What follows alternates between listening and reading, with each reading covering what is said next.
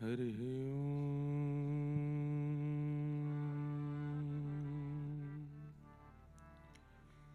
श्रीमते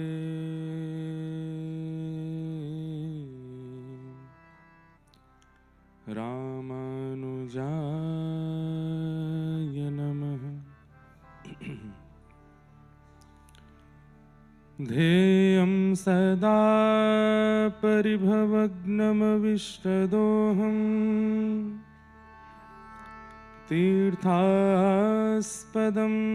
शिवविरञ्चनुतं शरण्यं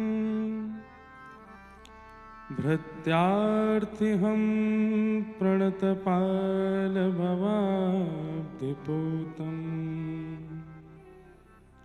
वन्दे महापुरुषते चरणारविन्दम्।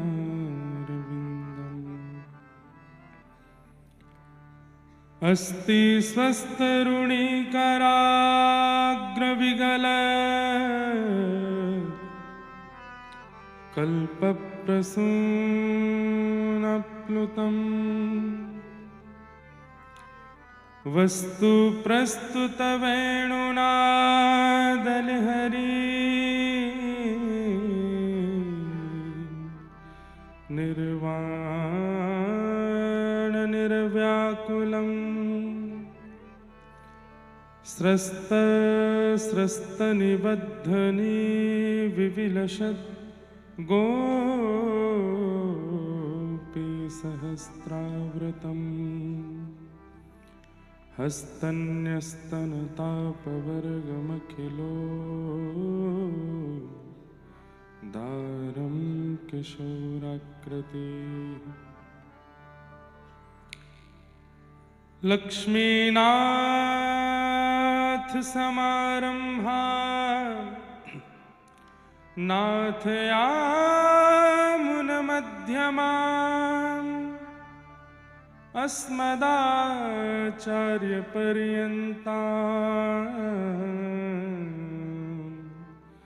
वन्दे गुरुपरम्पराम्। जय जय श्री राधारमण, जय जय नवल किशोर, जय गोपीचित चोर प्रभु, जय जय माखन चोर। जय जय राधे कृष्ण राधे कृष्ण राधे गोविंद, जय जय राधे कृष्ण राधे कृष्ण राधे गोविंद, जय जय राधे कृष्ण राधे कृष्ण राधे गोविंद, जय जय राधे कृष्ण राधे कृष्ण राधे गोविंद, जय जय राधे कृष्ण राधे कृष्ण राधे गोविंद, जय जय राधे कृष्ण राधे कृष्ण राधे गोविंद,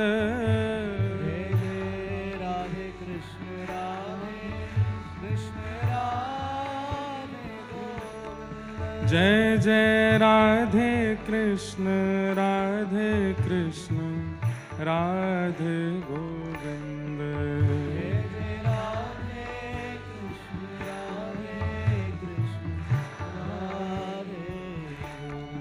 जय जय राधे कृष्ण राधे कृष्ण राधे गोविंद, जय जय राधे कृष्ण राधे कृष्ण राधे गोविंद, हे जय जय राधे कृष्ण राधे कृष्ण राधे गोविंद, जय जय राधे कृष्ण राधे कृष्ण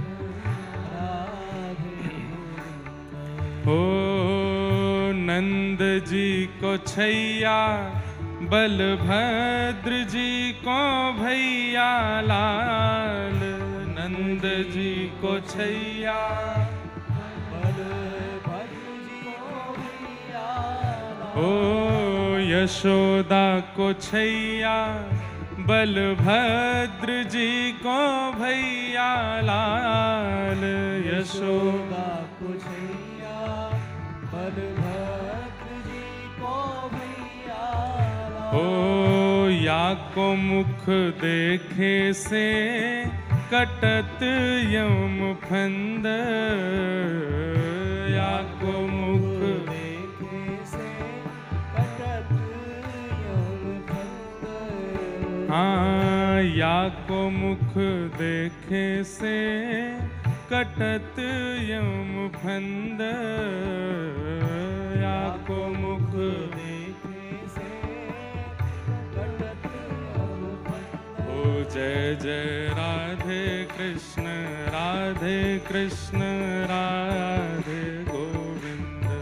जय जय राधे कृष्ण, राधे कृष्ण, राधे गोविंद। ओ जय जय राधे कृष्ण, राधे कृष्ण, राधे गोविंद।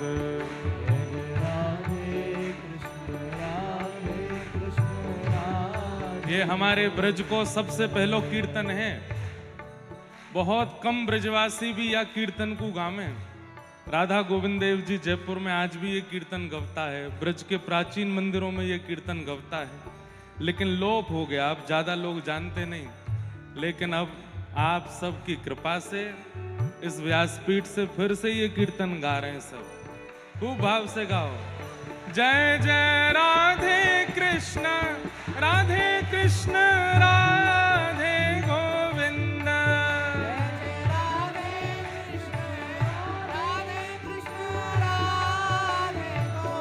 हे भजो राधे कृष्ण, राधे कृष्ण, राधे गोविंद।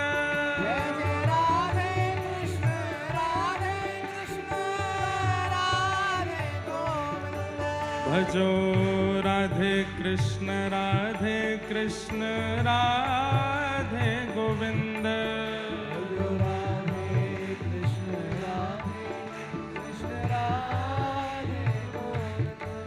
भजो राधे कृष्ण, राधे कृष्ण, राधे गोविंद।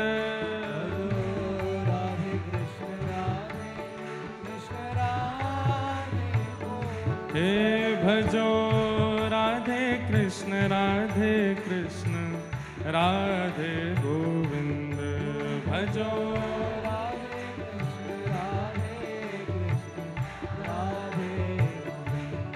भजो राधे कृष्ण, राधे कृष्ण, राधे गोविंद।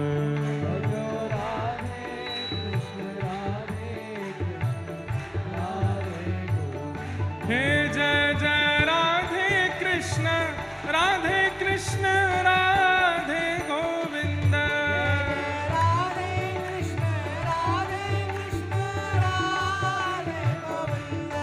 जय जय राधे कृष्ण, राधे कृष्ण, राधे गोविंद।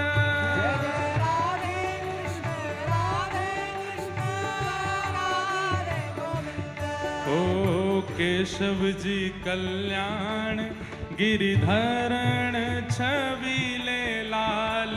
केशव जी कल्याण,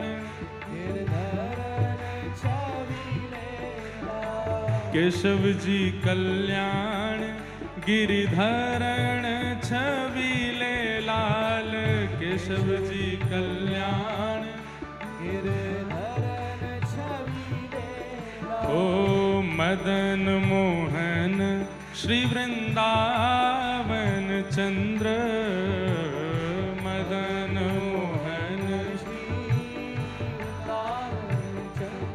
ओ मदन मोहन श्री वृंदावन चंद्र।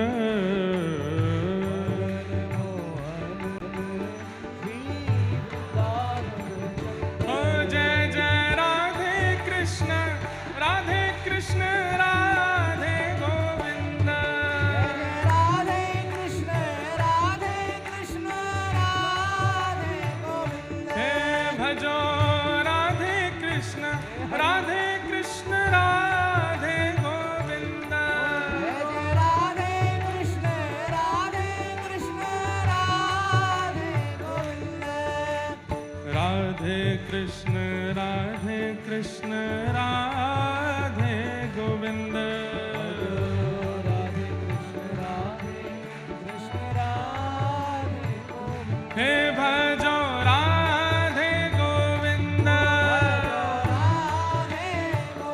हे भजो राधे गोविंद,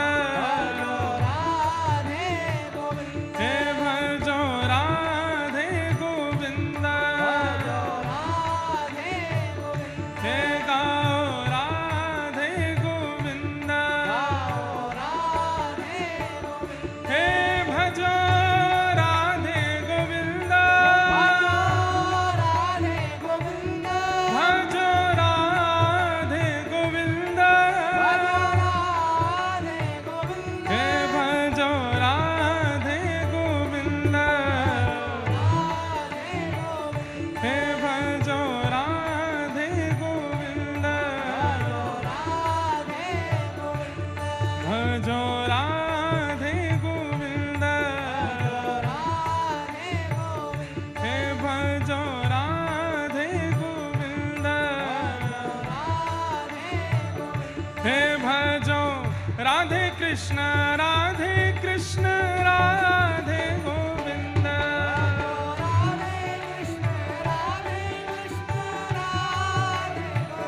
हे भजो राधे कृष्ण राधे कृष्ण राधे गोविंद,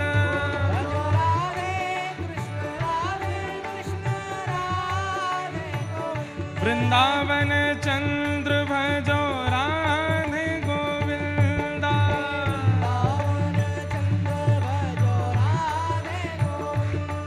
हे विठल रखुमाई भजो राधे गोविंदा,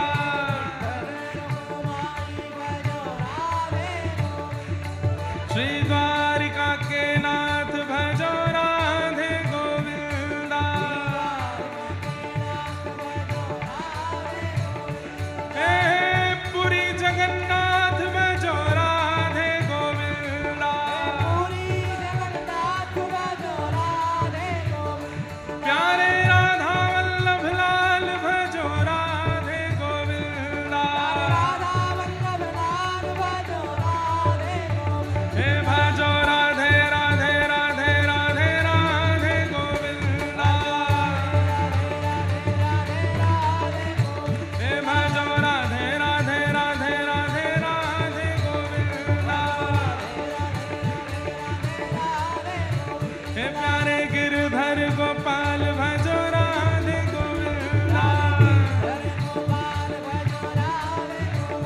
श्री विठ्ठल रखुमाई भजो राधे गोविंदा, हे द्वारिका के नाथ भजो राधे गोविंदा,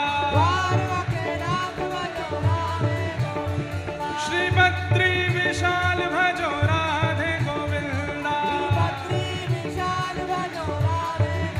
हे भजो हाँ भजो हो भजो राधे राधे राधे राधे राधे गोविंदा, भजो राधे राधे राधे राधे राधे गोविंदा, हे भजो राधे राधे राधे राधे राधे गोविंदा, हे भजो राधे राधे राधे राधे राधे गोविंदा,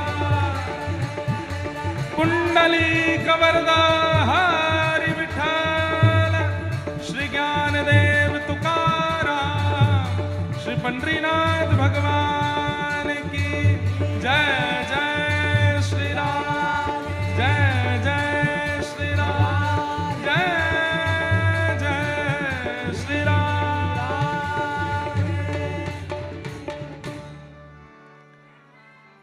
हे भजो राधे कृष्ण राधे गोविंद, भजो राधे कृष्ण राधे कृष्ण राधे गोविंद। बोलो वृंदावन बिहारी लाल की जय, श्री राधा रमण लाल की, श्री राधा वल्लभ लाल की, श्रीमद्भागवत महापुराण की, श्री सुखदेव जी महाराज की, श्री परीक्षित जी महाराज की, श्री विठोबा रखुमाई की, श्री ज्ञानदेव तुकाराम जी महाराज की,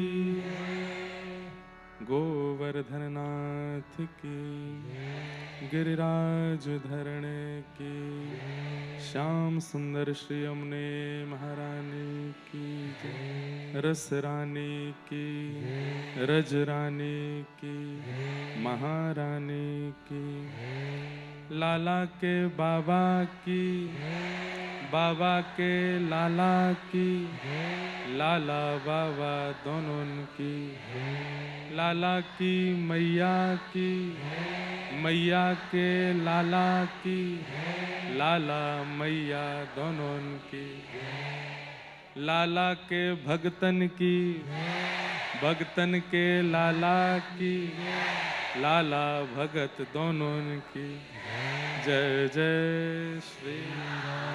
नमः पार्वती पतये हर हर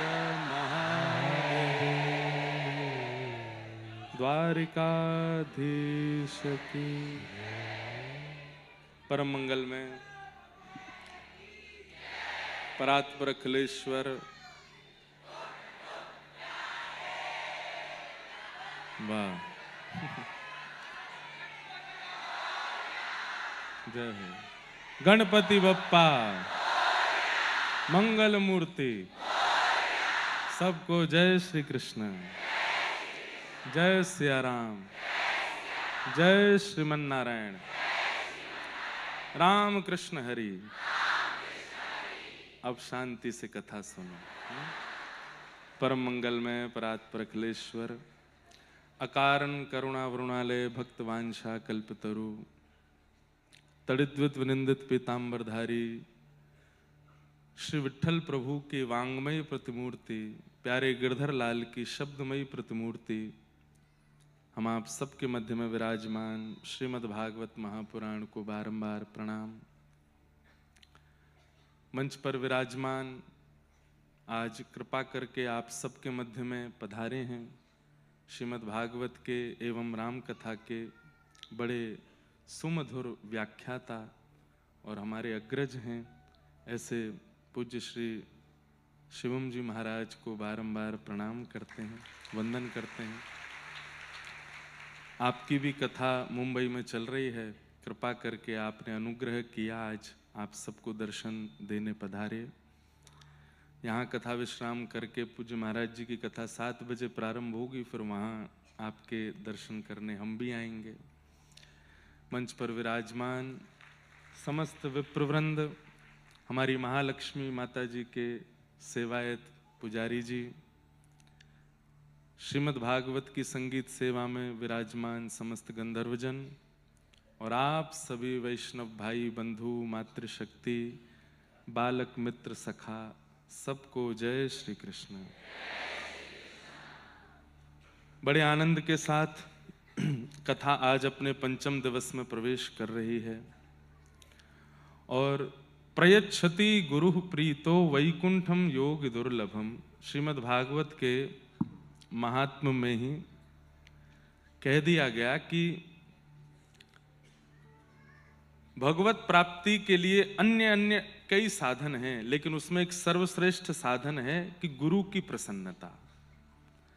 गुरु की प्रसन्नता तो विशेष रूप से आपके दीक्षा गुरु, शिक्षा गुरु, आपके आध्यात्म पथ के गुरु, सब गुरु हैं। गुरु एक नहीं हो सकते, दीक्षा गुरु एक होते हैं, पर शिक्षा गुरु, पथ प्रदर्शक गुरु अनेक हो सकते हैं। तो कोई भी वैष्णव, कोई भी भगवत प्राप्त व्यक्ति, कोई भी भगवत आराधन सिखाने वाला, बताने वाला यदि आपके भाव से प्रसन्न है, उसकी प्रसन्नता ही भगवत प्राप्ति करा देगी। वो प्रसन्न है तो हम यहां कथा सुनाने आए हैं, तो भले ही 5 बजे से 8 बजे तक के लिए, उसके पहले हम किसी के बालक हो सकते हैं, भाई हो सकते हैं, मित्र हो सकते हैं, सखा हो सकते हैं। 7-8 बजे के बाद अन्य संबंधों में हो सकते हैं, पर 5 से 8 बजे तक जब यहाँ व्यासपीठ पर बैठे हैं तो क्योंकि भागवत की सेवा कर रहे हैं, इसलिए गुरु स्वरूप हैं। हम यदि आपके भाव से प्रसन्न हैं तो यह भी एक प्रकार से भगवत प्रसन्नता का कारण है। तो हम प्रसन्न हैं, हमारे पंडित जी सब प्रसन्न हैं, यहाँ आने वाले जो महापुरुष हैं वो आपके भाव से, उत्साह से, भक्ति से प्रसन्न हैं। तो किशोरी जी, ठाकुर जी प्रत्यक्ष प्रसन्नता व्यक्त नहीं कर पा रहे, इसलिए इनके माध्यम से व्यक्त कर रहे हैं। हमें आप लोगों की ताली नहीं सुननी है, पर हम आप कई लोगों को बताना चाहता हूं जो यहाँ 4 बजे आते हैं। कितने वैष्णव सुबह 9 बजे से आ जाते हैं, 9 बजे से लाइन लगती, मुझे तो आज पता चली ये बात।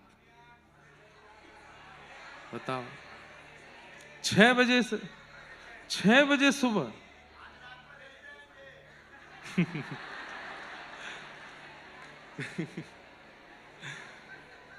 आज रात नहीं जाएंगे।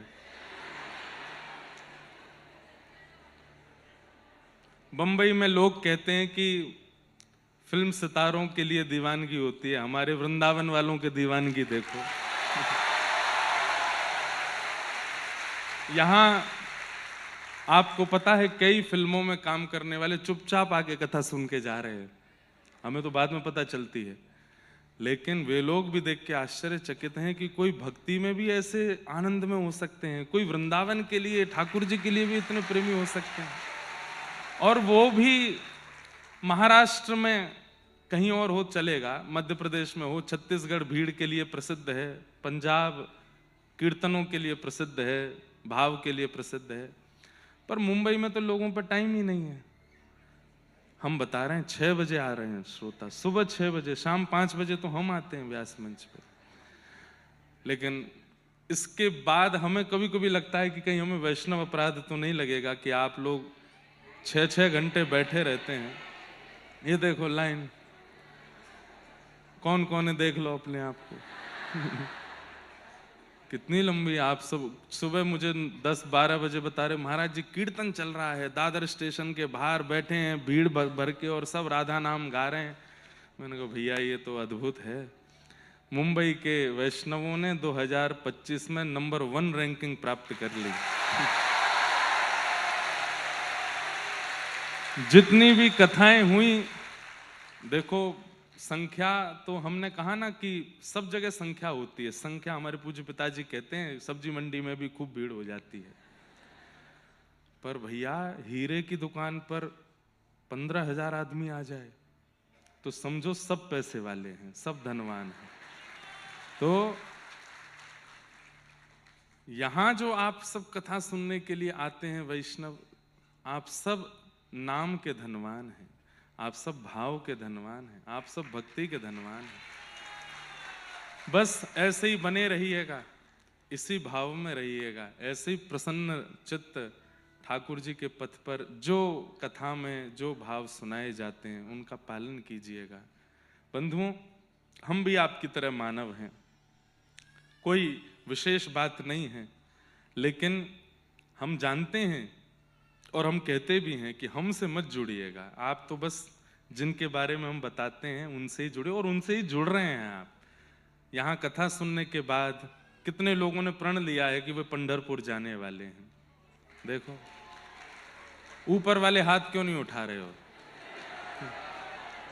न्यू ईयर रिवॉल्यूशन के लिए ना तो आप लोगों को गोवा जाना है, ना मनाली जाना है, ना शिमला जाना है। अरे वहां बहुत भीड़ है, वहां मत जाइएगा। और सुनो, वृंदावन भी मत जाना, चक्का जाम है, अभी वृंदावन भी नहीं जाइएगा। महाराष्ट्र में निवास करने वालों का वृंदावन तो पंढरपुर है।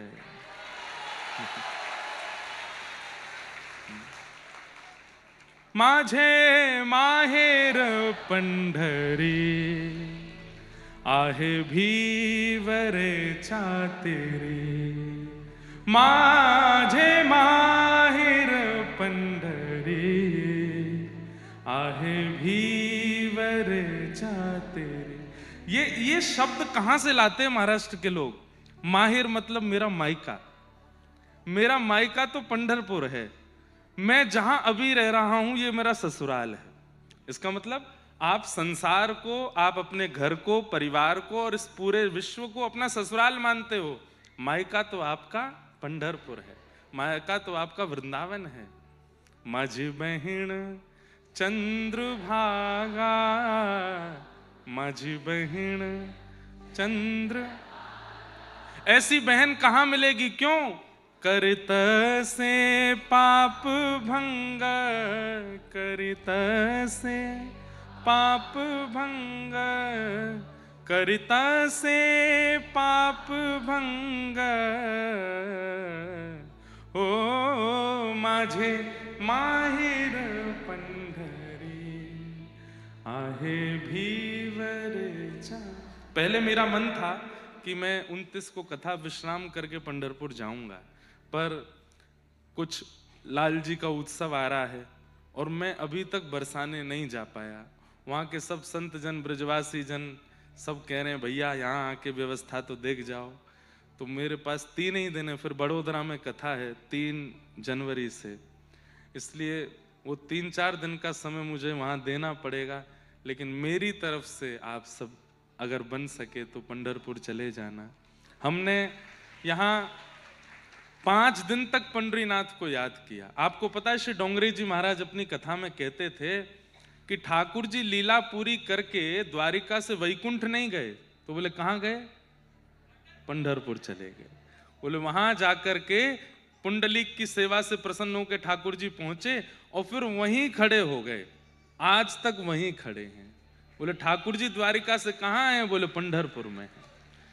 तो इस साल का विश्राम और नववर्ष का प्रारंभ, अंग्रेजी नववर्ष का, हिंदू नववर्ष तो हमारा चैत्र में आता है, परंतु क्योंकि हम कैलेंडर फॉलो करते हैं और यहाँ बैठे हुए सब अधिकतर बच्चे ही हैं, सब अपने ऑफिस, जॉब, कॉलेज वगैरह सब करते हैं, तो उस नाते से आप सब कैलेंडर फॉलो करने वाले लोग हैं। तो इस साल की क्षमा मांग लीजिएगा कि 365 दिनों में जो भी नाथ हमसे अपराध बना, अपराध केवल एक ही है, विपद विस्मरणम विष्णु। हम जिस क्षण ठाकुर जी को याद नहीं करते वही क्षण अपराध है।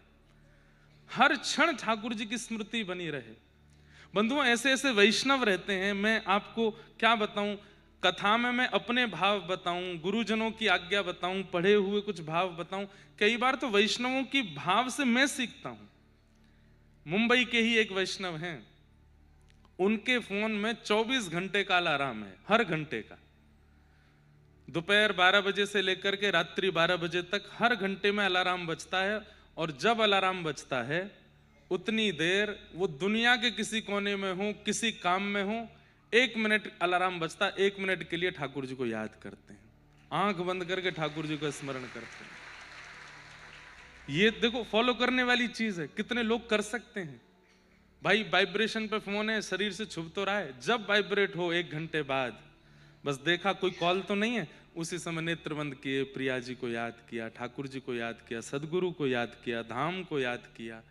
हर क्षण तो नहीं बन पा रहा, हर घंटे तो बन सकता है ना।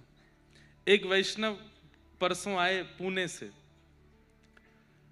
मुझे एक बात बता के गए। मैंने कहा क्या है? बोले महाराज जी हमने 30 पर्ची बनाई है। मैंने कहा क्या है उनमें? बोले 30 पर्चियों में 30 प्रकार के व्यंजन हैं, प्रसाद पाने वाला व्यंजन, और वो 30 पर्ची ठाकुर जी के पास रहती। आप कथा में कहते हैं कि ठाकुर जी को 3 चीज प्रिय हैं, राग, भोग और श्रृंगार। तो महाराज जी गला है नहीं तो राग तो हम कर नहीं पाते, क्योंकि कॉर्पोरेट जॉब करते हैं इसलिए श्रृंगार भी बहुत विशेष नहीं कर पाते। तो मैंने कहा क्या करते हो? बोले सुबह सुबह उठ के दोनों पति पत्नी ठाकुर जी के पास जाते हैं और उनके सामने एक बाउल में हमने 30 पर्ची बना के रखते हैं। एक पर्ची उठाते हैं, आज क्या पाने की इच्छा है, और उसमें जो नाम आता है वो बना के ठाकुर जी को पवाते थे, वही पाके हम चले जाते। मैंने कहा भाई धन्य है। और बोले उसमें एक व्यंजन नहीं होता, बाल भोग में ये पाना है, राजभोग में ये पाना है, शयन भोग में ये पाना है, 3 भाव, मतलब 30 पर्ची, एक पर्ची में 3-3 भोग, सुबह दोपहर शाम की सामग्री।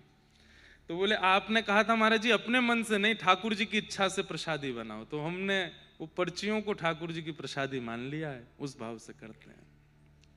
कैसे कैसे भाव हैं सबके। बस ये भाव ही भगवत प्राप्ति का साधन है। सब साधन एक तरफ हैं, उपनिषद हैं, वेद हैं, पुराण हैं, नियम हैं, कर्मकांड है। परंतु भैया कलयुग में अब जैसे जैसे हम आगे बढ़ रहे हैं, हमें कठिनाई नहीं, हमें सरल भाव अपनाना पड़ेगा भगवत प्राप्ति के लिए। बहुत कठिनाइयों से नहीं कर पाएंगे। जय हो महाराज जी, आप प्रारंभ करो, हम आ रहे हैं। जय हो, बड़ी कृपा महाराज जी पधारे, बहुत सुंदर भाव। कथा में वैसे तो नित्य ही अद्भुत अद्भुत श्रोता सब आ रहे हैं, आप सब प्रशंसनीय हैं, सबको हम प्रणाम करते हैं, सबको हम वंदन करते हैं। पर आज एक विशेष श्रोता भी आए हैं और इनका नाम हम इसलिए लेंगे, वैसे मैं नाम सबका लेता नहीं, पर इसलिए लेंगे क्योंकि एक उपकार है इनका हमारे ऊपर। श्रीमती किरण बजाज जी यहाँ बैठी हैं, बजाज इंडस्ट्रीज के आप, हाँ देखो ये यहाँ विराज रही हैं। अच्छा, इनका नाम हम इसलिए नहीं ले रहे क्योंकि एक उद्योगपति हैं। इनका नाम किस लिए ले रहे हैं वो सुनो। हमारी 3 बहनें हैं और एक प्राचीन भारत का एक स्वरूप रहा, अब ऐसा नहीं है। प्राचीन भारत में सबको ऐसा होता था कि एक पुत्र भैया हमारे घर हो। अब तो ऐसा नहीं है, अब तो सबको बस, अब तो जिस घर में ज्यादा पुत्र होते हैं वो लाली क्यों नहीं है हमारे, एक लाली हो तो आनंद हो, सुख हो। तो पूज्य पिताजी महाराज की अनेक कथाएं वर्धा में, शिकवाबाद में, मुंबई में आपके द्वारा हुई, तो आपको भाव रहता था कि ठाकुर जी महाराज को एक पुत्र हो। हमारा जन्म नहीं हुआ था, तो आप हमारा जन्म हो इसलिए तिरुपति बालाजी पैदल चढ़ के गई थी और श्री वेंकटेश भगवान तिरुपति बालाजी से आपने कहा था कि हमारे ठाकुर जी को, हमारे गुरुदेव भगवान को, उनकी भागवत की सेवा आगे तक सब तक पहुंचाने के लिए एक लाला आप कृपा करके प्रदान करो। तो उस भाव तो कहीं ना कहीं इनकी प्रार्थना से ही आप हमारी कथा सुन रहे हो। तो आज आपका आना हुआ, इनको धन्यवाद कह देना कि भैया जय हो जय हो।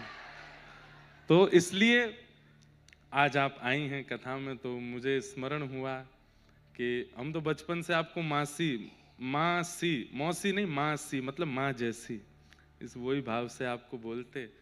तो आज आप आए तो मेरे मन में भाव आया कि माता हैं, पिता हैं, वो सब संत हैं जिन्होंने आशीर्वाद दिया दास को, पर संतों के साथ साथ कई वैष्णव भक्तों का भी आशीर्वाद मुझे है, उनमें से एक आप भी हैं। आप भी आज आए हैं कथा में, बहुत बहुत आपका अभिनंदन, स्वागत।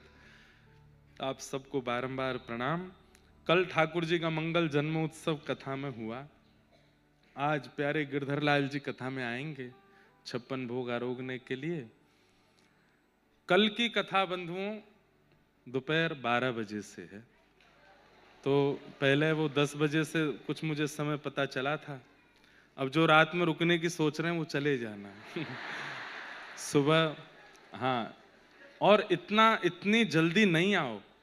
खैर मुझे तो पता नहीं, पर यहाँ देखो भू, ये भुवः वो स्वर्ग लोक, ये 3 लोग तो यहाँ बैठे हैं, एक रसातल और है नीचे।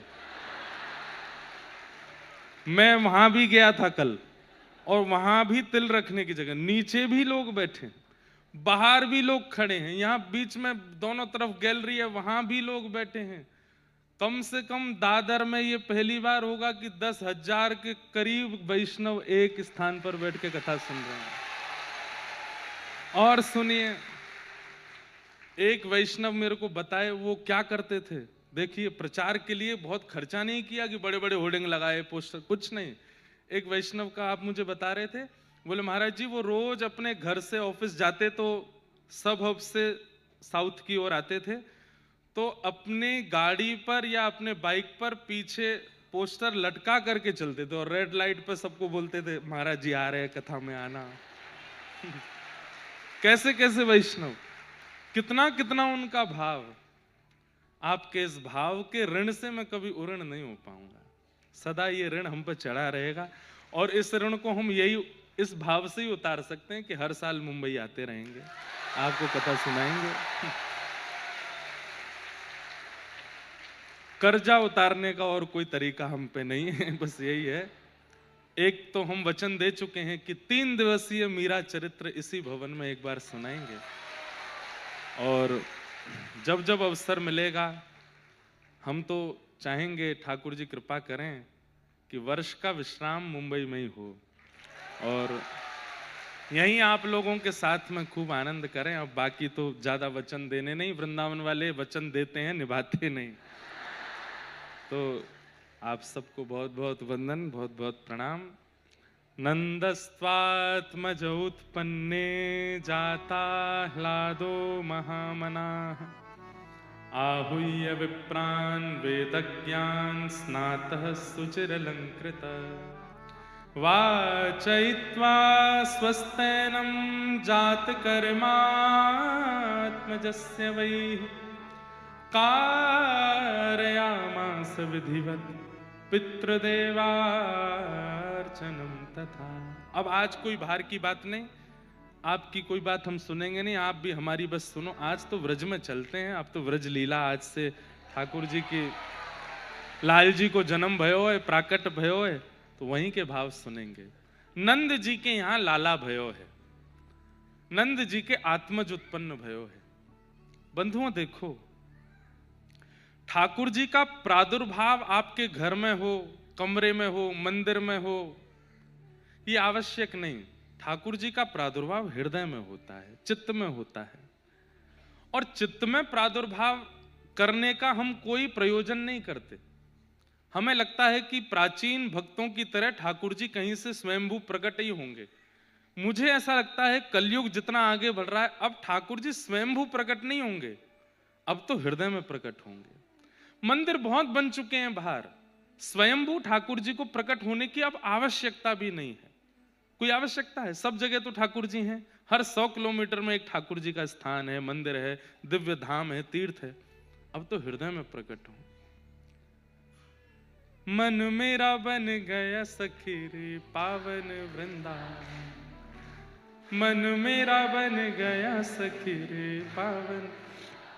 रैदास जी का एक प्रसिद्ध भाव है कि रैदास जी महाराज एक बार नदी स्नान कर रहे थे और नदी स्नान करते करते उनको कुछ अनुभव हुआ नदी के अंदर। वे समझ गए ये कोई पत्थर तो नहीं है, ये कोई और चीज नहीं, कुछ अद्भुत है। नीचे डुबकी लगा करके निकाला तो छोटे से ठाकुर जी आ गए। ठाकुर जी को हृदय से लगाया, बोले जय जय, आप स्वयं आए हैं मेरे पास, अब तो मैं आपकी सेवा खूब आनंद से करूंगा। ठाकुर जी को लेकर के अपनी कुटिया में आए। मैंने कई बार ये प्रसंग सुनाया है, पर इस प्रसंग को जानते सुनते सब हैं पर मानता कोई नहीं, इसलिए मानिए भी। रैदास जी अपनी कुटिया में ठाकुर जी को लेके आए। हमारे अनुकूल हमारे ठाकुर जी ना रहें, ठाकुर जी के अनुकूल हम रहें। अब भी मेरे पास कई सारे पत्र आए हैं, कई सारे भाव आए हैं। विशेष रूप से हम ठाकुर जी के अनुकूल नहीं रहते, ठाकुर जी हमारी अनुकूलता में रहते हैं। आपको पता है हर कथा में ठाकुर जी के आगे पर्ची डाली जाती है कि आप चलेंगे, मुंबई में कथा है, लाल जी जाओगे। आज तक तो ऐसा हुआ नहीं कि ठाकुर जी ने कहीं के लिए मना किया, सब जगह के लिए हाँ कहते हैं, हाँ यहाँ जाऊंगो, यहाँ जाऊंगो, यहाँ कथा में जाऊंगो। एक आध दो जगह ऐसा हुआ भी कि ना आई तो वहां कथा ही नहीं हुई, पहले ही ठाकुर जी मना कर देते हैं। हम तो अपने लाल जी पर इतना विश्वास भरोसा करते हैं, आपको कोई बहुत बड़ी बात नहीं कह रहे हैं। हमारे जीवन की एक एक गतिविधि, जब से गिरधर लाल जी जीवन में आए हैं तब से लेके अभी मंच पर बैठे अभी तक की गतिविधि सब कुछ लाल जी के द्वारा निश्चित है। हमारा सुनो, बात तो सुनो, कहां कथा करने जाएंगे, किससे मिलना है, कब किसके बात करनी है। अब बहुत बड़ी बात नहीं कहूं, हमारे जीवन का नव प्रसंग भी लाल जी की इच्छा से ही हुआ है, वो भी उन्हीं की आज्ञा थी। कहाँ होना है, कैसे होना है, किससे होना है, A to Z, उसका मुझे व्याख्यान नहीं करना, मुझे पता है सब कुछ लाल जी के द्वारा नियोजित। हमारे गिरधर लाल जी एक एक स्थिति अपने आप, और उस पर इतना अटूट विश्वास है कि अगर उस लाल जी की आज्ञा को अगर हमने पालन किया और उस आज्ञा में यदि कहीं हमको थोड़ा सा कुछ सहना भी पड़े तो भी मन विचलित नहीं होता, नहीं लाल जी ने अच्छा ही सोचा है, इसमें होगा अच्छा, मंगल ही होगा। इतना अटूट विश्वास अपने ठाकुर जी पे हो, इसको कहते हैं ठाकुर जी के अनुकूल रहना। अपनी अनुकूलता में ठाकुर जी नहीं रहेंगे, जैसे मैं चाहूं वैसे मेरे लाल जी रहें, नहीं, लाल जी जैसे चाहें वैसे मैं रहूं।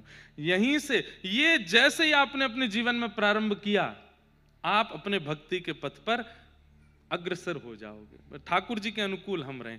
पर्ची रोज नहीं डालनी है, मैं खाऊं कि नहीं ये भी पूछ रहे हो, मैं नहाऊं कि नहीं ये भी पूछ रहे हो, रोज रोज। अब तुम एक ही बात, भाई छोटा बालक मां से कुछ दिन पूछता है, कुछ समय के बाद जब वो बालक योग्य हो जाता है तो फिर मां कहती है भाई अब तो तू बार बार थोड़ी पूछना, अब कुछ तो अपनी बुद्धि विवेक से भी कर। तो रोज नहीं, हर चीज नहीं पूछनी, पर अपने जीवन के बहुत विशेष अधिकार और बहुत विशेष भाव ठाकुर जी से पूछो, क्या आज्ञा है। विश्वास के साथ पूछिएगा, भाव के साथ पूछिएगा। ना कर दें तो ना ही मानिएगा, हाँ कर दें तो चाहे दुनिया पीछे पड़ जाए करिएगा लाल जी के विधान में। और फिर कुछ समय बाद पता क्या होगा, आपको पर्ची डालने से पहले ही उत्तर पता होगा। ठाकुर जी, मैंने कहा ना, तरंगें आपको स्पर्श करने लगेंगी। कई बार मेरे पीछे कई लोग पड़ जाते हैं, महाराज जी ये काम करना है, ये करना है, लाल जी को ऐसा करना है। मैं कहता नहीं, नहीं करना। अरे बहुत अच्छा होगा, बहुत लोग इससे आनंदित होंगे, लाल जी को सुख। मैंने कहा नहीं, एक बार नहीं निकल गया तो अब मत बुलवाओ। हाँ महाराज जी एक बार पर्ची डाल लो। मैंने कहा डाल लो, ना ही आएगा। इतना विश्वास चित्त में आज आ गया है कि पर्ची डलती है तो ना ही आता है, हाँ आ नहीं सकता ठाकुर जी का। इसलिए भैया, जैसे राखो तैसे रहूं, जैसे राखो तैसे। केवल आप अपने मनोरंजन के लिए कथा में आए हैं तो हम कुछ नहीं कह सकते, लेकिन वास्तव में जीवन की इच्छा है कि हरि सन्निधि प्राप्त हो, तो जीवन में ये बदलाव लाइए कि अब से लाल जी के अनुकूल रहो, अपने ठाकुर जी के अनुकूल रहो, अपने गुरु के अनुकूल रहो, नाम के अनुकूल रहो, धाम के अनुकूल रहो। वो आपकी अनुकूलता ना देखें, आप उनके अनुकूल रहो बस। तो हृदय में ठाकुर जी प्रकट होते हैं। नंदोत्सव 5000 वर्षों से चलता आ रहा है पूरे विश्व भर में। आज भी इतना आनंद आता है। साल में 365 दिन में सबसे सुखद दिन होता है जिस दिन जन्माष्टमी होती है, बहुत सुख मिलता है उस दिन, एक अलग ही आनंद आता है। परंतु बाह्य रूप से ठाकुर जी का प्रादुर्भाव, प्राकट्य उत्सव हम लोग मनाते हैं, हृदय में होना चाहिए, चित्त में होना चाहिए। चित्त में ठाकुर जी का प्रादुर्भाव का मतलब क्या है? परिस्थिति चाहे जैसी हो जाए, आप एक रस ही रहते हो, आप एक भाव में ही रहते हो, आप एक परिस्थिति में ही रहते हो, आपको विचलनता नहीं होती। ये इस बात का प्रमाण है कि चित्त में ठाकुर जी प्रकट हैं, आपको वो विचलित नहीं करता। नंदस्त्वात्मजो उत्पन्ने जाता ह्लादो महामनाः। आह्लाद हुआ, सुख में और आनंद में अंतर होता है। सुख उसे कहते हैं जो थोड़ी देर प्राप्त करने के बाद हमको उससे मन भरने लगे, वो सुख है। पर आनंद उसे कहते हैं जो परिपूर्ण प्राप्त होने के बाद भी, अनंत प्राप्त होने के बाद भी कहीं ना कहीं लगता है कि अभी कुछ प्राप्त हुआ नहीं, अभी रह गया, वो आनंद है। ठाकुर जी का नाम आनंद है, ठाकुर जी सुख नहीं। नंद घर आनंद भयो, आनंद। आनंद मतलब अब 8 बजते हैं, आपकी स्थिति तो पता ही नहीं क्या होती होगी, मैं तो मान गया।